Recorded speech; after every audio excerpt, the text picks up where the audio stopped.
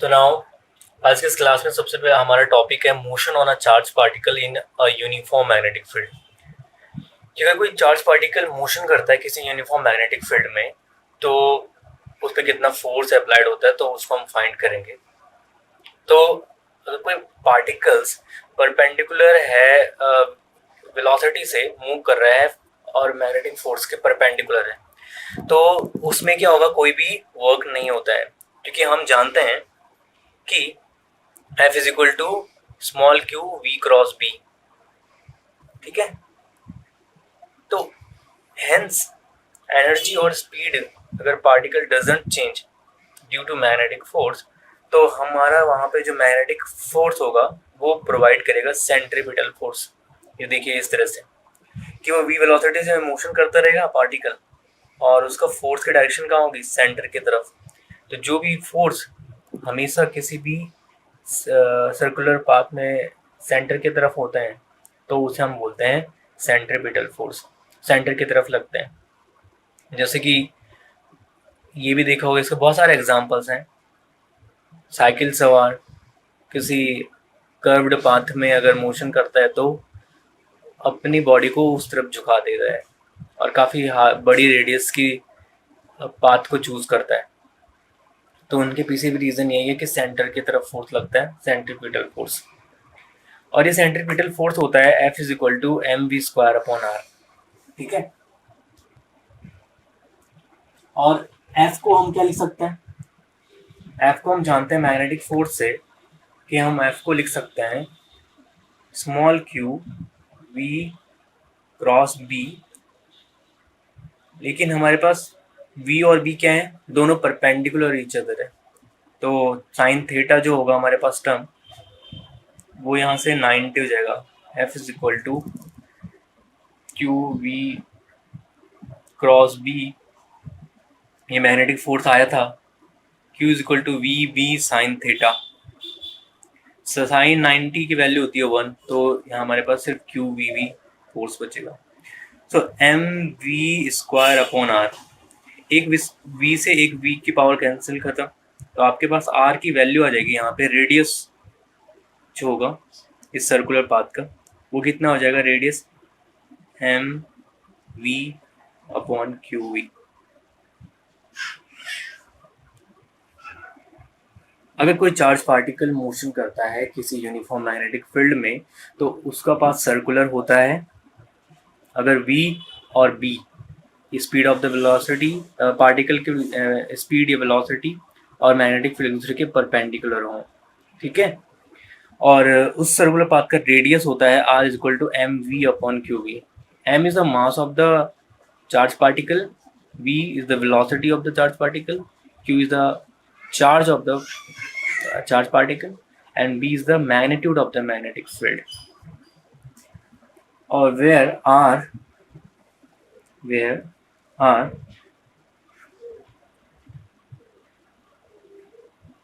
is the radius of this circle, where r is the radius of the circle. Clear है? तो ये पहला case था कि अगर कोई चार्ज पार्टिकल जो है वो मैग्नेटिक फील्ड में के परपेंडिकुलर मोशन करता है तो उसका रेडियस इतना होगा और पाथ कैसा होगा, सर्कुलर पाथ होगा। तो यहाँ से हम फाइंड कर सकते हैं इसका टाइम पीरियड, कि इसका टाइम पीरियड कितना होगा, the time taken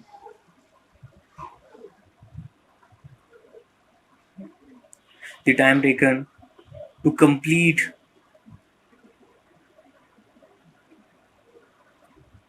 the circle, और इसको हम ये बोलते हैं टाइम पीरियड। क्या कहते हैं, टाइम पीरियड इज, तो ये हो जाएगा हमारे पास t is equal to 2πr upon v। R की वैल्यू यहाँ से पुट कर दीजिए M V upon Q V. So तो क्या हो जाएगा आपके पास 2 pi M upon Q we.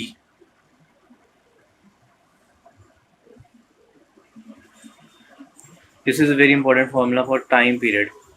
किसका? जब कोई चार्ज पार्टिकल सर्कुलर मोशंस करता हो किसी मैग्नेटिक फील्ड में, तो उसका ये टाइम पीरियड आ गया।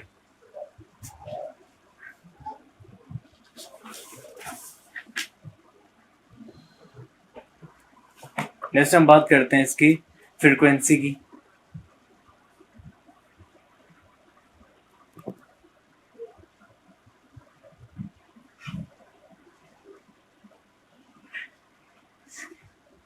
Frequency of revolution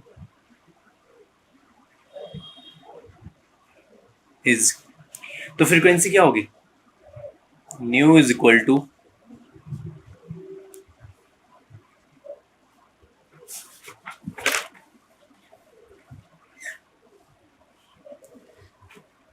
time period क्या होगा हमारे पास कि एक कंप्लीट साइकिल वो कितने टाइम में कंप्लीट करेगा, तो वो उसका टाइम पीरियड होगा।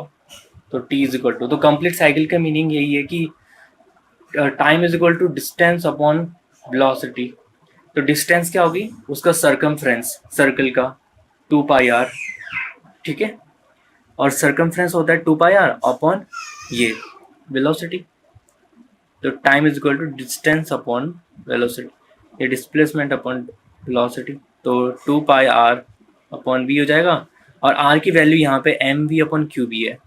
तो r की वैल्यू अगर आप पुट करते हैं यहाँ पे, तो एम वी से वी कैंसिल हो जाएगा, तो m बचेगा 2πm अपॉन क्यू बी। तो उत्कर्ष अभी क्लियर है?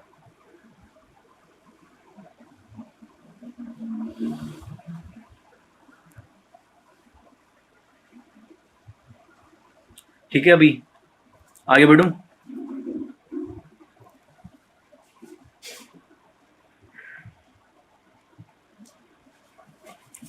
नेक्स्ट, तो और फ्रीक्वेंसी क्या होता है? न्यू। ये वी नहीं है, देखिए ध्यान से, ये न्यू है। थोड़ा सा वी का बिगड़ा हुआ रूप है, और इसको एक वैल्यू होती है 1/t। Nu the frequency is equal to 1/टाइम पीरियड, और टाइम पीरियड की वैल्यू क्या थी? 2πm अपॉन बी क्यू या क्यू बी, तो ऊपर चल जाएगा क्यू बी, तो आ जाएगी फ्रीक्वेंसी की वैल्यू।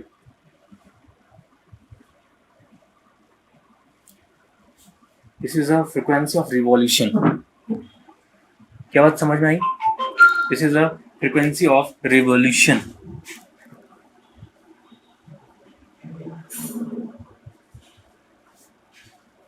तो नेक्स्ट, जो हमारे पास इतना टर्म्स आ जाते हैं, और इस फ्रीक्वेंसी को कहते हैं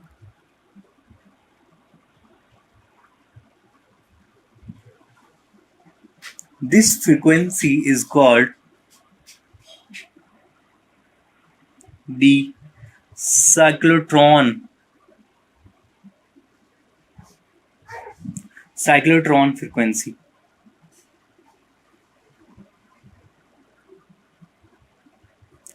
this frequency is called cyclotron frequency. Cyclotron एक डिवाइस है जिसके थ्रू हम चार्ज पार्टिकल को एक्सीलरेट करते हैं। तो आगे हम उसे देखेंगे कि किस तरह से वो वर्क करता है, कौन कौन से फील्ड वहाँ होते हैं जिसको मदद करते हैं।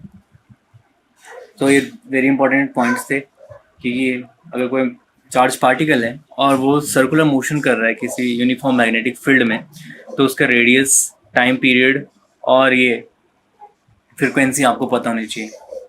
हाँ, एक और वर्ड है यहाँ पे, एंगुलर फ्रीक्वेंसी।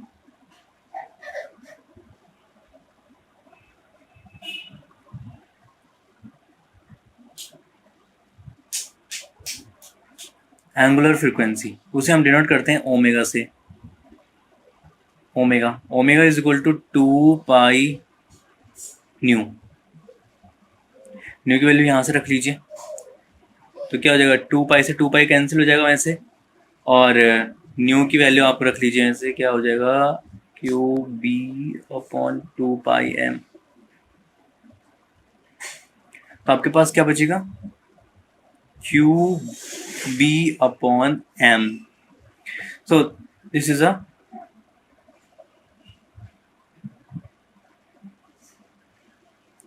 ये तो है omega is equal to 2 pi nu, और 2 पाई से 2 पाई कैंसिल, न्यू यहाँ पे फ्रिक्वेंसी रखी हमने, और क्यू बी अपॉन एम हो जाएगा. सो ओमेगा की value, omega is angular frequency.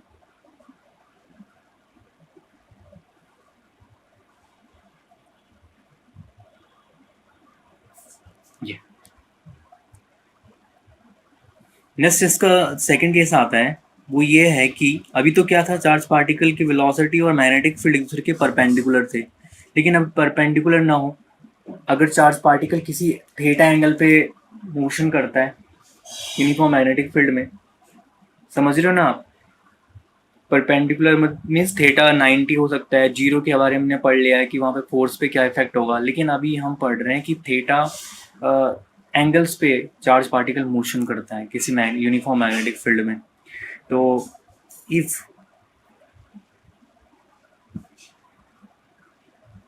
the velocity of the charge is not perpendicular to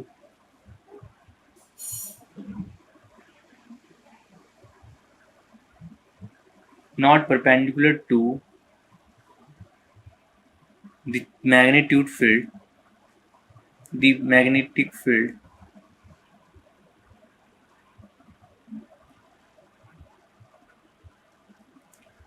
तो वेलोसिटी क्या होती है, वेलोसिटी ब्रेक हो जाती है दो कंपोनेंट में. वेलोसिटी ब्रेक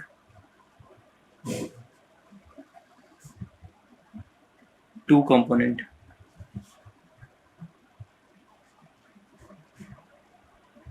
अब वो दो कंपोनेंट होते हैं V parallel and V parallel और V परपेंडिकुलर. समझ में आ रही बात. तो ये कैसे बनते हैं, तो आप एक बना लीजिए एक्सिस,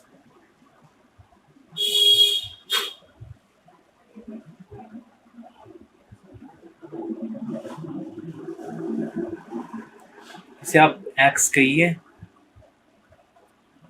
y और z, इसे आप क्या कहिए, x, y और z. ठीक है. और अगर कोई चार्ज पार्टिकल है और इस तरह से मोशन करता है यहाँ,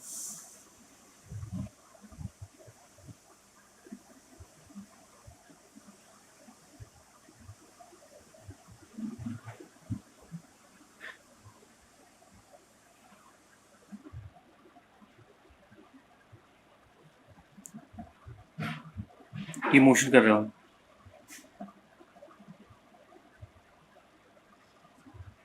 ये मोशन कर रहा है चार्ज पार्टिकल, और ये मैग्नेटिक फील्ड लाइंस हैं.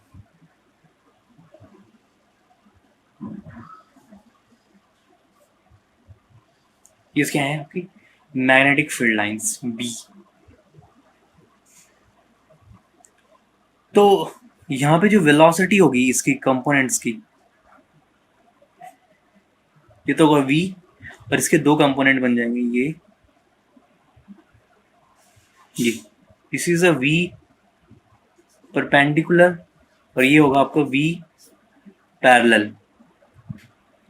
ये क्या कंपोनेंट होंगे, v परपेंडिकुलर और ये होगा v पैरेलल, और ये v वेलोसिटी से मूव कर रहा है ये चार्ज पार्टिकल इस तरह से.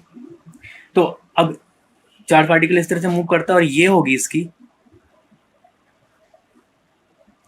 r radius, r is radius. ठीक है. और दो डिस्टेंस के बीच की ये डिस्टेंस कहलाती है, ये पाथ का, दो सर्कुलर नहीं कहेंगे हम यहाँ पे, दो ये जो पाथ बना रहा है, अभी इसका नाम बताएंगे ये है क्या. तो ये पाथ के बीच की इस डिस्टेंस को कहते हैं पिच. क्या कहते हैं, पिच. तो इस तरह से v के दो कंपोनेंट क्रिएट हो जाते हैं, एक है वर्टिकल कंपोनेंट है हॉरिजॉन्टल कंपोनेंट। तो थीटा एंगल किस तरह से होगा डिस्ट्रीब्यूट, ये थीटा। क्लियर है समझ में? तो जब भी कोई चार्ज पार्टिकल परपेंडिकुलर ना हो मैग्नेटिक फील्ड के, तो उसका पाथ हो जाता है हेलिकल पाथ। कैसा पाथ हो जाता है? हेलिकल या हेलिक्स पाथ। और ये जो आर है यहाँ पे, ये कहलाती है M V perpendicular upon Q V. और पिच क्या है, डिस्टेंस है, वी पैरेलल, ठीक है, और इज इक्वल टू वेलोसिटी और इनटू टाइम।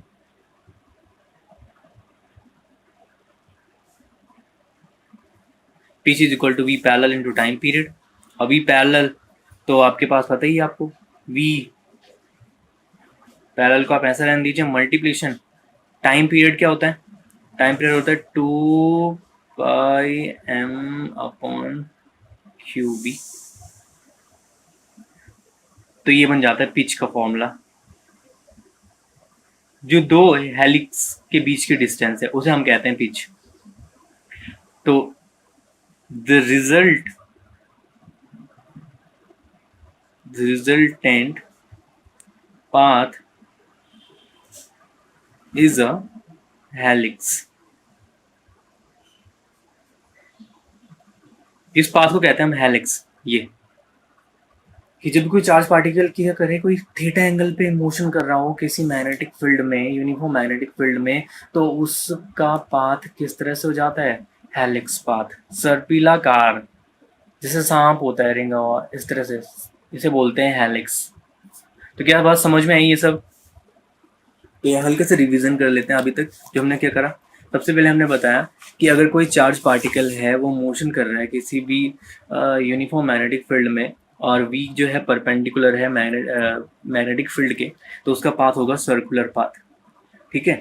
और उसके लिए रेडियस होगी M B upon Q B, time period होगा 2πm अपॉन क्यू बी, ठीक है। और फ्रीक्वेंसी होगी nu is equal to Q B upon 2πm, and the frequency is called cyclotron frequency. Angular frequency होगी omega equals to Q B upon M. और अगर the charge particle जो velocity है वो मैग्नेटिक फील्ड के perpendicular ना हो, तो उसका वो वेलोसिटी जो है वो ब्रेक हो जाती है टू कंपोनेंट में, वी पैरेलल और वी परपेंडिकुलर, दो टर्म्स में ब्रेक हो जाती है। और उसका पाथ किस तरह से हो जाता है, उसका पाथ हो जाता है हेलिक्स।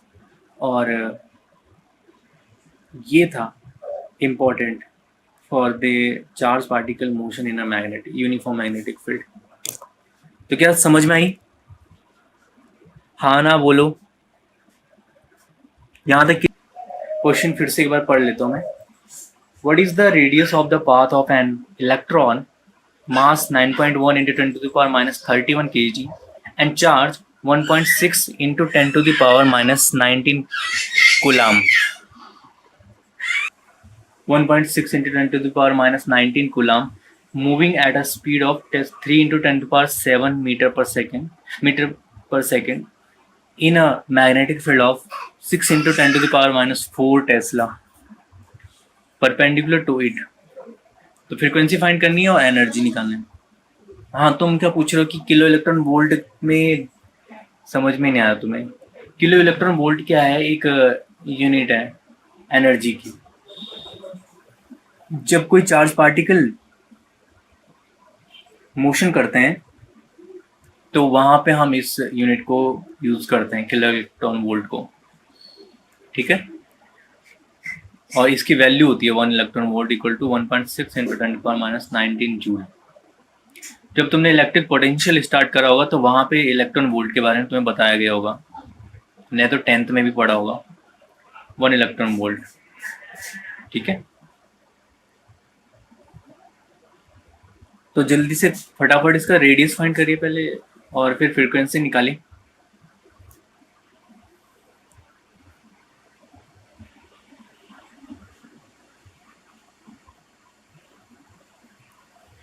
क्या होगा? आर इक्वल टू क्या होता है, M B upon Q B. क्योंकि अगर हमें फ्रीक्वेंसी चाहिए तो हमें कम से कम ये वैल्यूज़ पता होनी चाहिए। तो आप यहाँ से आर निकाल लो पहले। तो एम कितना है, 9.1 into 10⁻31 into we,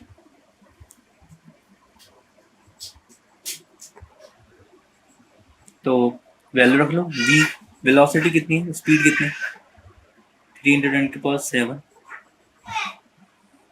charge Q है, इलेक्ट्रॉन दे रखा है, तो 1.6 इंटू 10⁻19 और मल्टीप्लाई बी 6 इंटू 10⁻4। तो आप इससे क्या कर दीजिए, थोड़ा सा सॉल्व कर दीजिए। ये मैं आपके पास छोड़ता हूँ फटाफट आप इसको, ठीक है। 3 इंटू 10⁻7 और 2 इंटू 3.14 इंटू आर की वैल्यू कितनी है, 28 सेंटीमीटर। तो 28 इंटू 10⁻2। तो फिर से न्यू निकालो, और जब न्यू निकल जाएगा तो फिर बढ़िया है। फिर जल्दी से न्यू भी निकालो, कितना आ रहा है फिर ये करके,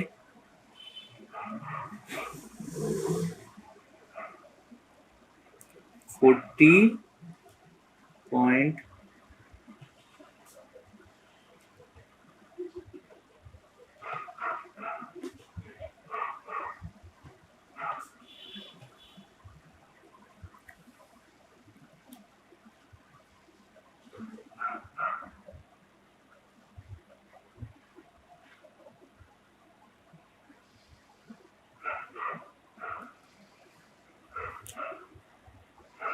हाँ, तो 25.6 इंटू 10⁻2 इलेक्ट्रॉन वोल्ट।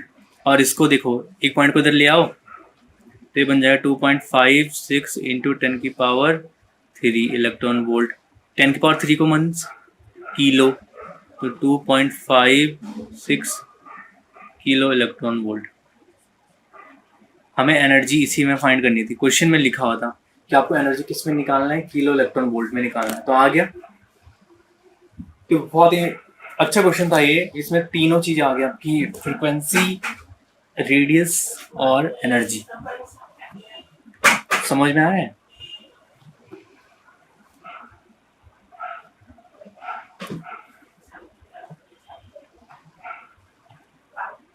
क्या इतना समझ में आया? मैंने कहा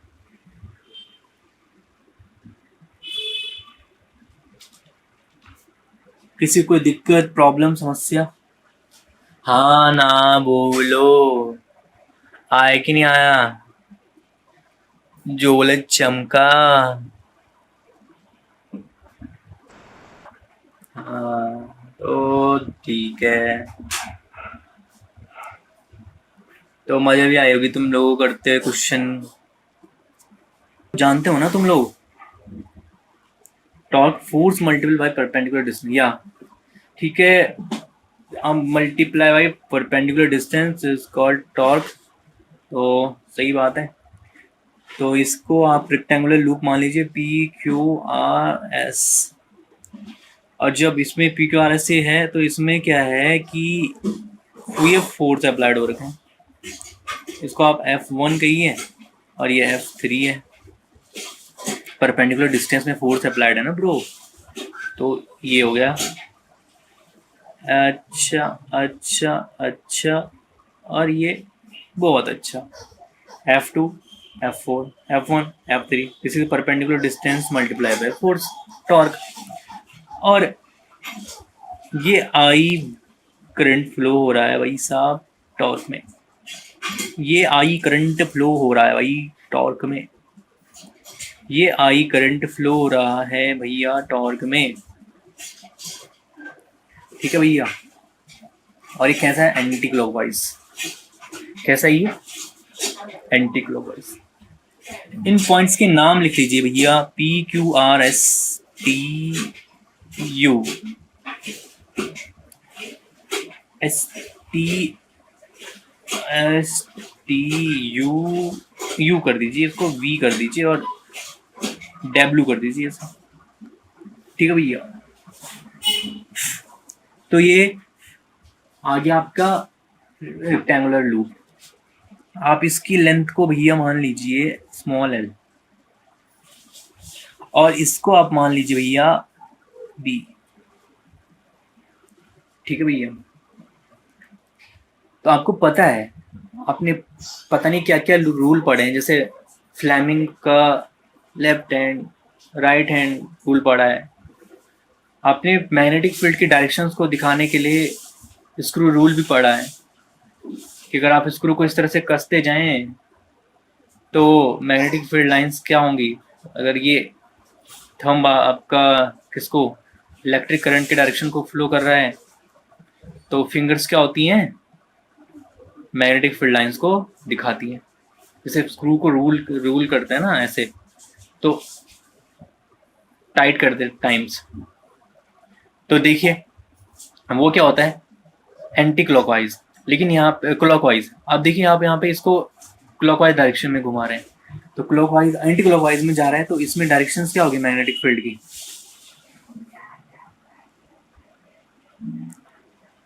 आउटवर्ड।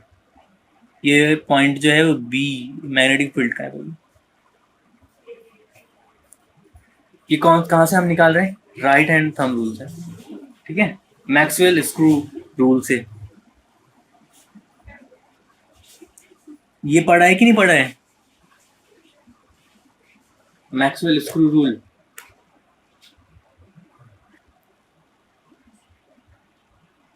कि अगर सपोज आई करंट फ्लो हो रही किसी डायरेक्शंस में, तो अगर आप इसको अपनी हथेली से ऐसे पकड़ें और आपका अंगूठा करंट के डायरेक्शन को दिखा रहा है, अरे हाथ बन गए क्या बन गए, ठीक है, तो समझ लीजिए। तो अगर आपने इस तरह से पकड़ा है किसी चीज को, ऐसे यू पकड़ा हुआ है और आप इसको रोटेट कर रहे हैं, तो थंब किसकी डायरेक्शन को डिनोट करेगा, करंट की डायरेक्शन को, और ये फिंगर जिस तरफ से कर्व हो रही है तो वो कहलाएंगे आपकी मैग्नेटिक फील्ड की डायरेक्शन। अब आपके हैंड को इस तरफ कर दीजिए, अब करंट एंटी क्लॉकवाइज फ्लो हो रही है ना, तो आप इसको कैसे करेंगे, ये, तो मैग्नेटिक फील्ड क्या होगी, इस तरफ से जारी होगी ऐसे पेज में, ठीक है। अरे समझ में आ रहा है कि नहीं आ रहा है,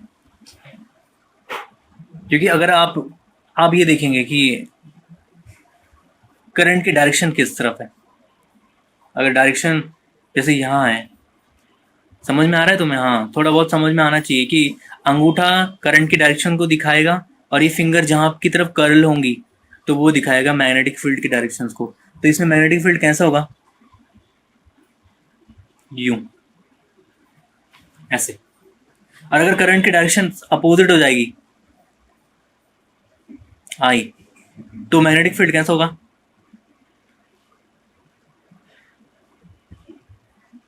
ये। समझ में आ रहा है ना, ये मैग्नेटिक फील्ड की डायरेक्शन है ये, और ये आई करंट की डायरेक्शन है ये, ठीक है, हाँ। तो करंट की डायरेक्शंस के थ्रू हम फाइंड करते हैं, इसे बोलते हैं मैक्सवेल्स स्क्रू रूल, ठीक। अब बात करते हैं यहाँ पे, तो रेक्टेंगुलर लूप है पी क्यू आर एस, और इसमें क्या है आई करंट फ्लो हो रही है, और ये क्या है रखा हुआ है एक यूनिफॉर्म मैग्नेटिक फील्ड में रखा हुआ है, ठीक है। और यूनिफॉर्म मैग्नेटिक फील्ड में रखा हुआ है तो इसमें फोर्स लग रहे हैं F1 F2 F3 F4, ये फोर्स लग रहे हैं पी क्यू पे, क्यू आर पे, आर एस पे और पी एस पे। सो a rectangular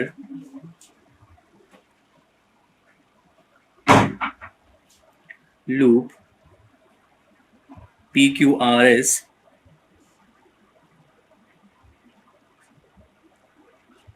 carrying a current small I and placed in a uniform magnetic field. The magnetic force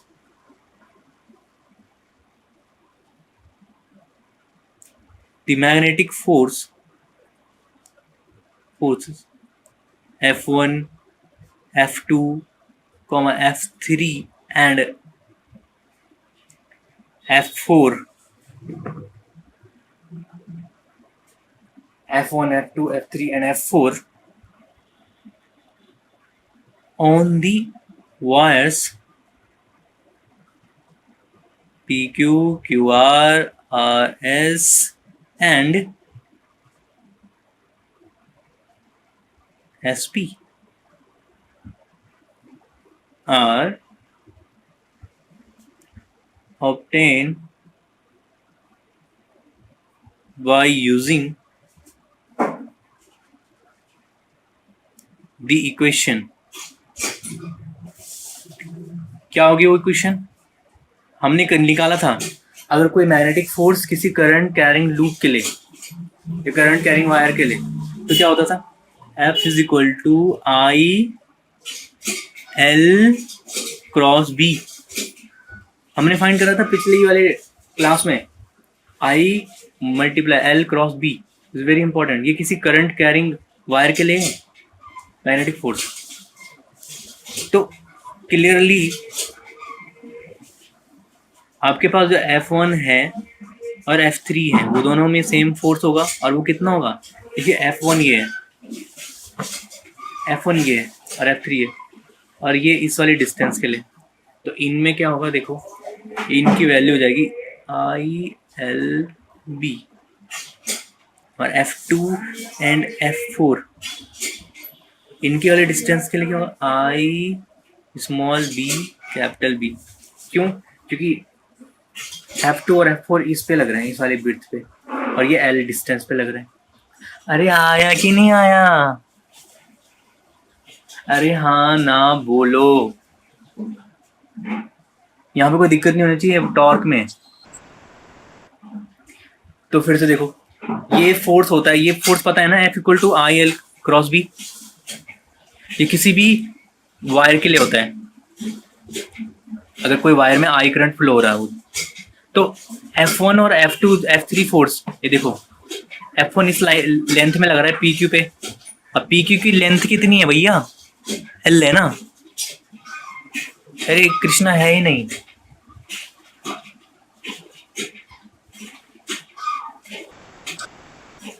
तो देखो लेंथ और फोर्स, टॉर्क यही तो होता है, फोर्स परपेंडिकुलर लेंथ पर. लेकिन फोर्स क्या होगा यहाँ पे?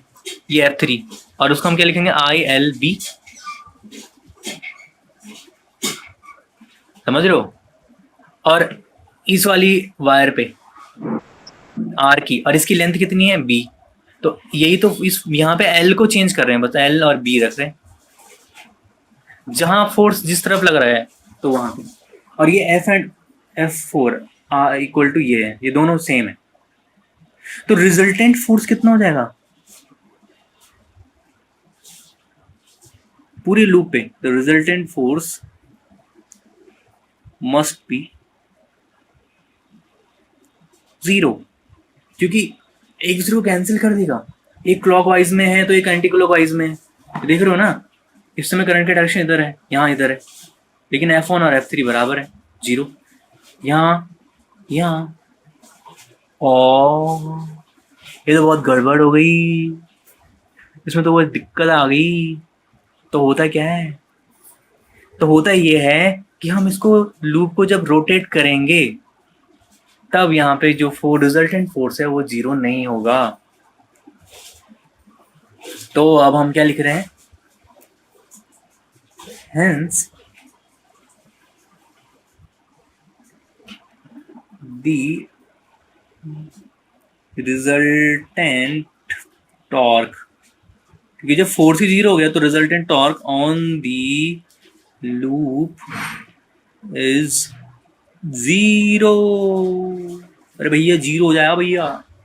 तो now suppose loop is rotated through an angle theta.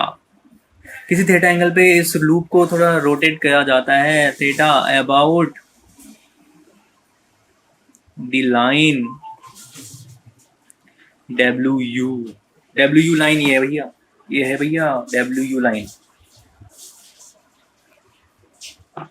तो अब उसको लूप को रोटेट करेंगे तो थोड़ा सा फर्क तो पड़ेगा। ये लिख लिया आपने?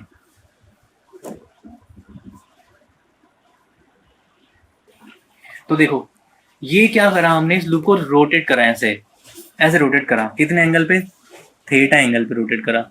ये है डब्ल्यू और यू, डब्ल्यू और यू पे घुमाया इसको। ये फोर्स तुम्हें पता है, ये फोर्स कौन सा होगा? अब ये फोर्स यहाँ पे हो जाएगा F1 और ये यहाँ पे होगा F3। F2 और F4 में कोई फर्क नहीं है, एज इट इज वैसे की वैसे। ठीक है जी? अरे हाँ ना बोलो, अरे हाँ ना बोलो भैया।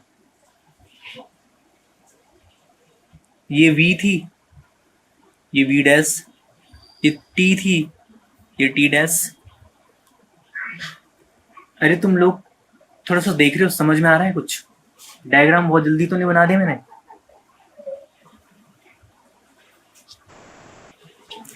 तो जब इतना हो जाएगा तो टॉर्क ऑफ F1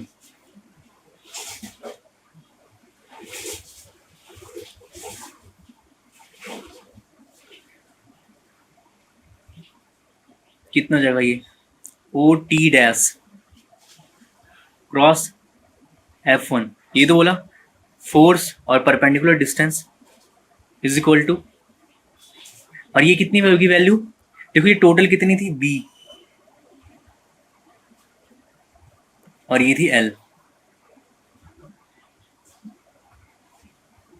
तो अगर ये B है तो ये कितनी होगी? ये B/2 T से T डैश तक, या O T डैश, ओ ये देखो ये है O पॉइंट, O से T डैश क्या होगी? आधा होगी ना इसकी, तो B/2। अब फोर्स क्या लगेगा? F1, और क्रॉस प्रोडक्ट है साइन थीटा, क्योंकि हम जानते हैं, ठीक है भैया, हम जानते हैं भैया A cross B is equal to AB sine theta. अरे भैया हाँ ना बोलो, हाँ ना बोलो भैया। किसी भी दो वेक्टर क्वांटिटी का cross product AB sine theta होता है, और B/2 F1 sine theta. F1 की वैल्यू रख लो, B/2 मल्टीप्लीशन ILB साइन थीटा। तो net torque, the net torque acting on the loop is therefore, the net torque acting on the loop is therefore tau। तो ये इसको बोलते हैं tau, torque बोलते tau pronunciation करते हैं, और इसका टाउ। तो ये क्या हो जाएगा? B/2 ILB sine theta plus B/2 ILB sine theta. ये रिजल्टेंट फोर्स निकाल दे हमने, समझ रहे हो? Resultant force. तो tau B/2 ILB sine theta B/2, तो कितना हो जाएगा? ILB capital B sine theta, और L लेंथ इंटू ब्रीथ क्या होता है? Area.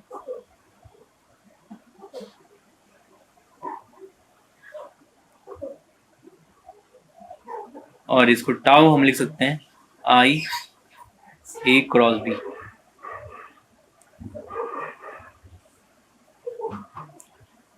IA cross A vector. A vector is area vector. So where vector A is area enclosed by the loop. ठीक है? By the loop. समझ में आया? और इस आई ए को हम लिख सकते हैं और करके tau is equal to mu vector B, where mu vector is equal to I a vector is called the magnetic dipole, is called the magnetic dipole or simple magnetic moment of the current loop.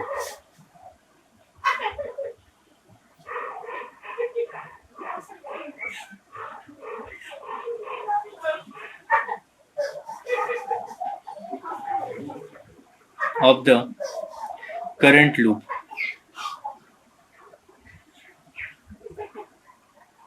ये है mu, इसे mu pronounce करते हैं, mu M you mu, और muse equal to होते हैं आई ए vector. तो देखो ये ना कुछ रिलेटेड करो इसको, क्यों हम इसे मैग्नेटिक डायपोल कह रहे हैं या मैग्नेटिक डायपोल मोमेंट कह रहे हैं।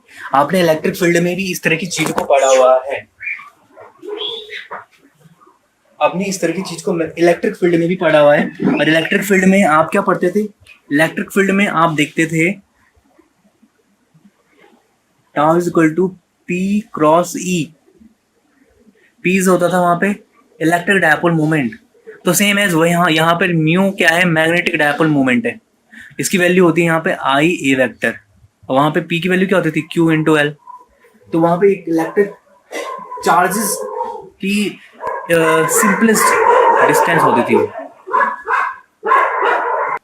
तो ये समझ में आया? ये था इलेक्ट्रिक डायपोल मोमेंट और टॉर्क के बीच रिलेशंस। तो tau is equal to mu cross B. और अगर सपोज इस लूप में n नंबर ऑफ टर्न्स हैं,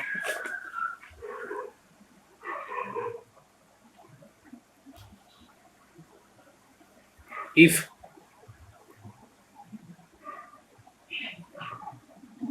there are n turns in the loop, अगर इस लूप में n नंबर ऑफ टर्न्स हैं तो ईच टर्न क्या करेगा? एक्सपीरियंस करेगा टॉर्क का, ठीक है?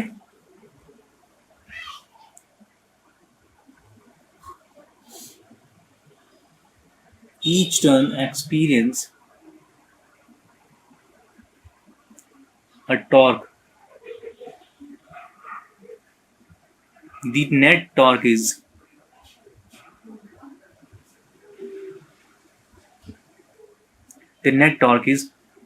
tau is equal to ni a vector b, और tau is equal to mu vector b।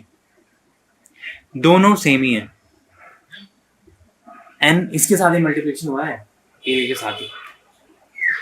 तो ये था आपका टॉर्क। समझ में आया? किसी कोई दिक्कत यहां तक?